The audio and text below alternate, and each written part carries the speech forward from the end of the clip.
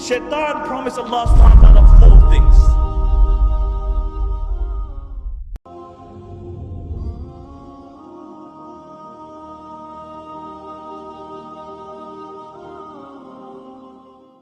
Shaitan promised Allah subhanahu wa ta'ala 4 things.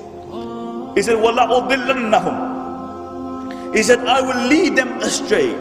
And you look at majority of humanity today, instead of becoming the servants of Rahman, they are the servants of Shaitan. Then he said, وَلَأُمَنِّيَنَّهُمْ. And he said, I will give them unto their false passions and their desires. And subhanAllah, you can broadly define false passions and desires into 2. One are your carnal desires, your desire for the flesh. And you look at our society, how it has succumbed to the wish of Shaitan. Really, you look into our society today, that it is a sex-driven society, it is a sex-mad society. That the society promotes sex as long as you have safe sex, because according to them it's a physical thing.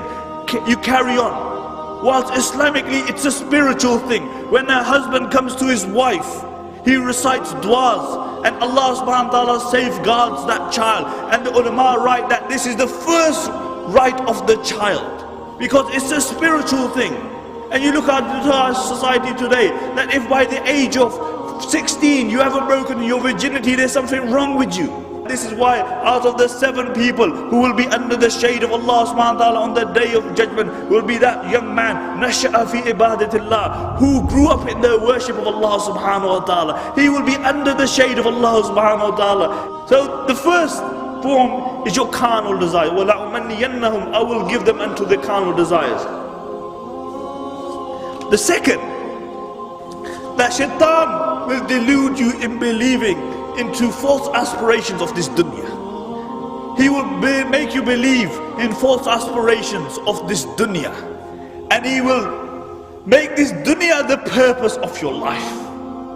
Not only will he make this dunya the purpose of your life, he will not give you time to even think about the purpose of your life. And subhanAllah, how you see how the promise of Shaitan is coming to pass. You know, they give you your TV sets, and then they give you your videos, and then they give you your DVDs, and then they give you your satellite channels, so you have more channels than you can even count. And then they give you your mobile phones, and then they give you voice activated mobile phones, and then they give you your camera phones, and then they give you your video phones, and then they give you the internet, and then they give the internet on your mobile phone. So like the posters say, you can shop until you drop dead. And when you drop dead, the same Shaitan will say, La talumuni, lumu anfusakum. Don't blame me, blame yourself. I called you and you oblige. And you will be suckered like the billions who were suckered before you. So the second promise of Shaitan was, وَلَا أُمَنِّيَنَّهُمْ. The third promise of Shaitan was, وَلَا أَمُرَنَّهُمْ فَلْيُبَتِّكُنَّ أَذَانَ الْأَعْنَامِ. I will command them, and they will slit the ear of the cattle. What the mushrikeen would do is that they would slit the ear, and they would slit the animal, and they would let on the name of their gods, and they would let it walk, and wherever it fell, it was halal for the males and it was haram for the women. This is what they would do. The author of Tafsir al-Mazari mentions that this means that a time will come where Shaitan will tell man to disfigure the creation of Allah subhanahu wa ta'ala. And you see this today, really. You look into our society, a consumer society, where they try to create chickens without feathers. They try to create chickens without feathers. Where recently in Switzerland they found a fruit fly, and from that fruit fly they found a gene which they dubbed eyeless. And when they noted that wherever they injected this gene, an eye would grow. And they injected this gene on 14 places of this dragon, or this fruit fly. And on 14 places on the anatomy of the fruit fly, eyes grew. See, this is man playing God, playing with the creation of Allah subhanahu wa ta'ala. But it doesn't stop there. You look at those who reach the pinnacle of success. Really, look at those people who reach the pinnacle of success. Those like Michael Jackson. You know, this guy was a good looking person a few years ago. But he reaches the pinnacle of success, and then he's deluded by the dunya. He even thinks that there must be some more contentment out there. But doesn't realize that the only contentment is the contentment of the heart. The only time you can really have contentment is when you recognize your Creator. And then what does he do? He starts playing around with his features. He starts disfiguring his features. And now you look the way, the guy doesn't even look like a human being. Because this is what Shaitan said, I will command them and they will change, disfigure the creation of Allah subhanahu wa ta'ala. And the fourth promise of Shaitan is, وَلَأَعْمُرَنَّهُمْ فَلْيُغَيِّرُنَّ خَلْقَ اللَّهِ. I will command them and they will change the creation of Allah subhanahu wa ta'ala. Subhanallah. You know, the traditional interpretation for this verse was to shave the beard was to change the creation of Allah, because this was a sign of a man.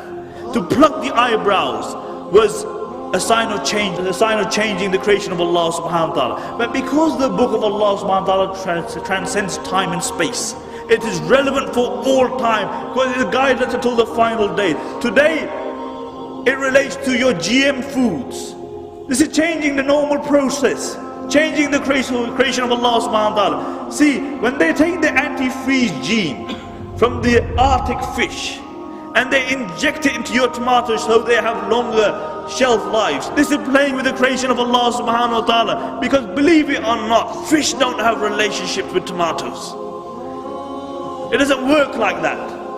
This is GM food. You're playing with the creation of Allah subhanahu wa ta'ala. And look, what could be a greater change in the creation of Allah subhanahu wa ta'ala? What could be a greater change in the creation of Allah subhanahu wa ta'ala? That a man transforms into a woman and a woman transforms into a man.